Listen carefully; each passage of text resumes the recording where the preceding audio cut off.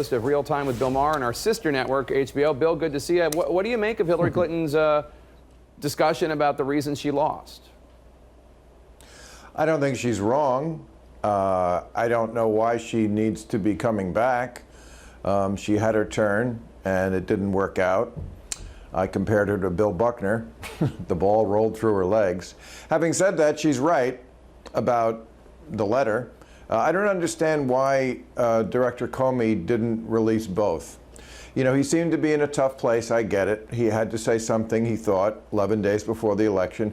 Why not say that and then also mention the stuff about Russia with Donald Trump? That seemed to be, to me, the fair way to handle it.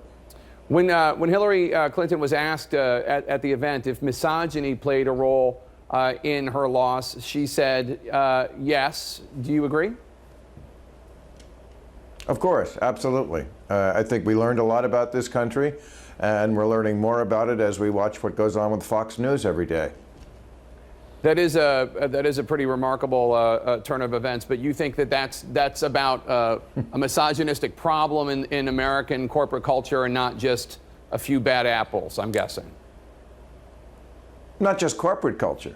You know, I think race is more on the surface, and people talk about it, and there's movements like Black Lives Matter, and I'm glad there are.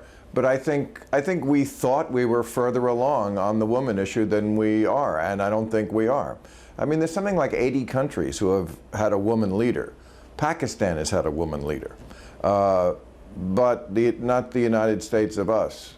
Somehow we lag behind that, and I know a lot of people say, yes, I'd vote for a woman, I just didn't want to vote for that one. Well, let's see next time.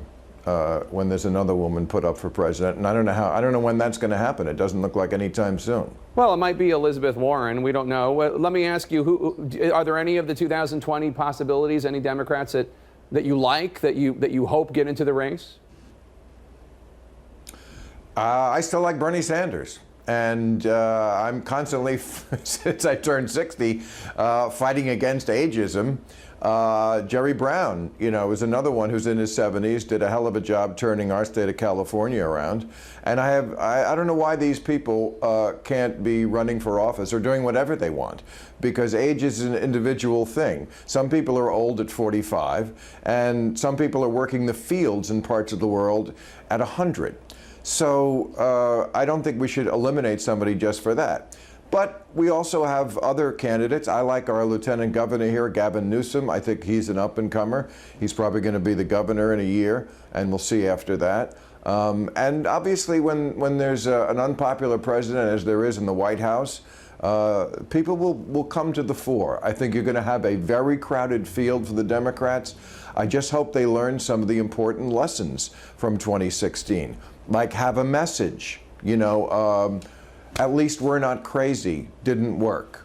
I think you need something more. You said on your show that liberals need to stop trying to win over Trump voters with facts. So what should Democrats do to win over Trump voters? Well, I was just going to say, a bit of it should be ease up on the identity politics. They pulled off quite a neat trick in 2016. They made white people, who are still the majority in this country, feel like a minority, or at least enough of them to swing the election. So I think that's important, to make sure you look like you represent everybody, including the majority. And also go where the energy is in the party. Hillary is a lovely lady, but she couldn't fill the function room at the Olive Garden, and there was a 74-year-old man who was getting crowds of 20,000 young people to come see him. Rallies matter. Trump proved that. It shows something about what people want. She was not a great candidate. I think she acknowledges that herself. Having said that, what I'm going to talk about at the end of my show on Friday night is the fact that those people who said, well, she was the lesser of two evils and a pox on both their houses, now we have 100 days of empirical evidence of what a Trump presidency looks like. They should be ashamed of themselves, and for the future, we should note this, that you were wrong about Hillary just being the lesser of two evils. That's the first step to winning another election for the Democrats. So just to make sure I understand, do you want Bernie Sanders to run for president again? I do. for nothing else than to keep everybody else honest in the race, because he just says it the way it is. He doesn't pander, and everybody else is going to have to get on board with that. You interviewed Senator Elizabeth Warren last week. I want to show our viewers a moment from that interview. When you talk, Well, his fans are not with you. hold on. Come on. When we They talk, don't like you, Pocahontas.